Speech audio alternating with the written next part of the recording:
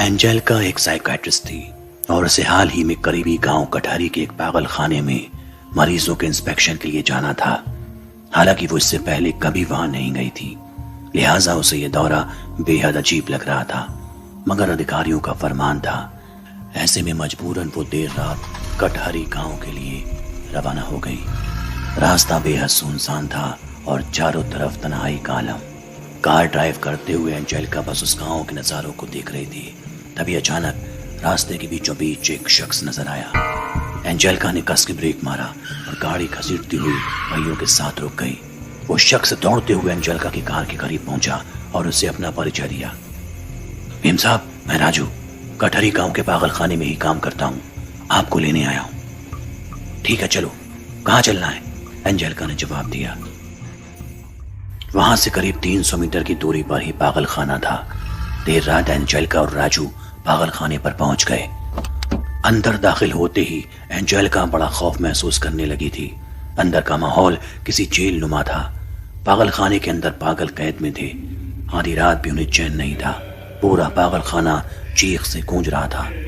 वो रात जैसे तैसे एंजेलिका ने गुजार दी। अगले दिन पूरे पागल खाने का इंस्पेक्शन किया गया। इंफ्रास्ट्रक्चर सहित बाकी चीजें बिल्कुल ठीक थी, मगर मरीजों का बर्ताव बहुत अजीब था।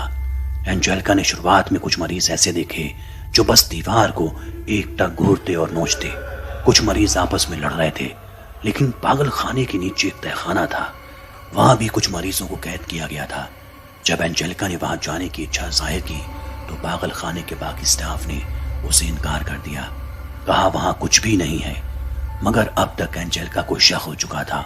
वो अपनी जिद पर अड़ी रही और मजबूरन स्टाफ से दरवाजा खुलवाया गया और अंदर उतरते ही उसके सामने जो मंजर आया वो हैरान कर देने वाला था। अंदर कई पागल जेल में बंद थे। उन्हें पूरी तरह प्रताड़ित किया गया था। शरीर पर खून था।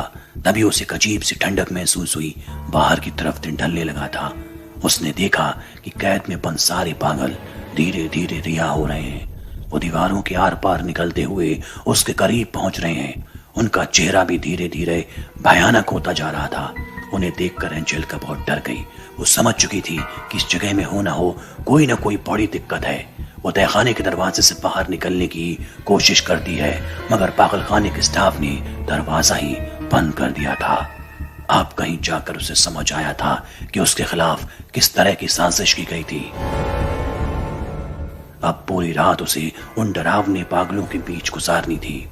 उसने देखा कि पागल खाने में औरतें हवा में तैर रही थीं। दीवारों पर छोटे छोटे बच्चे दौड़ रहे थे। कई लड़के अपने दांतों से खुद की खाल उधेड़ रहे थे और अपने मांस को चीर चीर कर खा रहे थे। समझ नहीं आ रहा था कि आखिर ये क्या हो रहा है। तभी एंजेलिका ने देखा कि तहखाने में एक दरीचा है जहां से चांद की रोशनी अंदर दाखिल हो रही है। एंजेलिका फौरन उस तरफ दौड़ी, मगर पीछे से सभी उसको पकड़ने के लिए भाग रहे थे। इसी बीच उसकी चमड़ी किसी धारदार चीज से कटकर खून रिसने लगी। तभी सारे पागल उस खून को चाटने लगे और यही मौका देख वो दरीचे को तोड़कर उसमें से कूदकर उस पागल खाने से आजाद हो गई। पूरी रात वो भागती रही, जंगलों के बीच दरख्तों के नीचे छुप गई और अगली सुबह उसकी आंख खुली। आसपास गांव के लोग थे। उन्होंने एंजेलिका को अपने ऑफिस पहुंचाया, जहां उसने अधिकारियों से बीती रात हुए उस वाकये को साझा किया। अधिकारियों ने बताया कि दरअसल वो पागल खाना कई साल पहले आग में जलकर खाक हो चुका है, जिसमें कई मरीजों की मौत हो गई थी।